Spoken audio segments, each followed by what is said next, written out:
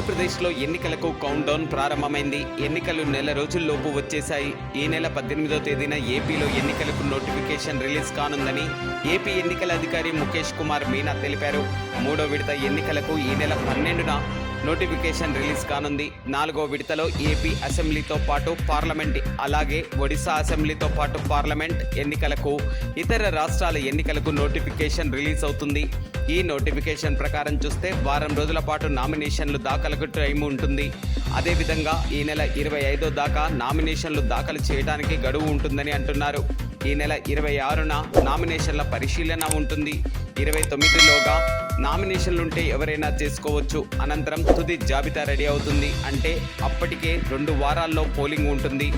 దీన్ని బట్టి పరిశీలిస్తే ఏపీలో ఎన్నికలకు రంగం సిద్ధమవుతుంది. నామినేషన్ల ప్రక్రియ మొదలైన వెంటనే 4 నియోజకవర్గాలు నామినేషన్ దాఖలు విషయంపై అన్ని పార్టీలను ఉత్కంఠ ఉంటుంది. దీనిలో పిఠాపురం, మంగళగిరి, కుప్పం, పులివెందుల ఈ 4 నియోజకవర్గాల్లో పోటీ చేస్తున్న వారు అన్ని పార్టీలకు ప్రధాన అభ్యర్థులు.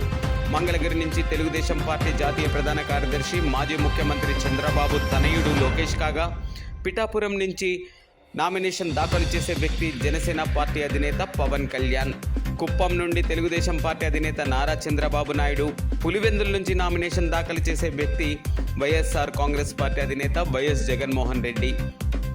ఈ 4 నియోజకవర్గాల్లో గెలుపు ఎవరిది అన్నది ఆ పార్టీలో ఉన్న క్యాడర్కే కాకుండా ఏపీలో ప్రతి ఒక్కరూ చూసే నియోజకవర్గాలు అవి. ఈ నెల 18న నోటిఫికేషన్ రిలీజ్ కాగానే తొలి నామినేషన్ వేసే రాష్ట్ర ప్రముఖుల్లో నారా లోకేష్ ఒకరు. ఈ నెల 22వ తేదీన ముఖ్యమంత్రి వైఎస్ జగన్మోహన్ రెడ్డి పులివెందుల నుంచి 3వసారి గెలిచేందుకు వైసీపీ తరపున అభ్యర్థిగా నామినేషన్ దాఖలు చేయనున్నారు. ఆయన గెలుపు తథ్యమే అయినప్పటికీ ఉత్కంఠ మాత్రం ఉంది. అయితే చంద్రబాబు నాయుడు ఎప్పుడు నామినేషన్ దాఖలు చేస్తారు, పవన్ కళ్యాణ్ ఎప్పుడు నామినేషన్ దాఖలు చేస్తారు అన్నది ప్రశ్నార్థకంగా మారింది. వాస్తవానికి గతంలో చంద్రబాబు నాయుడు తన సన్నిహితులతో నామినేషన్ దాఖలు చేయించేవారు.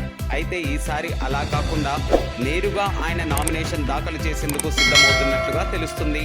ఎవరికి వారు వారి గెలుపుదే ధీమా వ్యక్తం చేస్తున్నారు. మొత్తానికి చూస్తే ప్రముఖ నాయకుల్లో ఎవరెవరు ఎప్పుడెప్పుడు నామినేషన్లు దాఖలు చేస్తారో తెలియాల్సి ఉంది.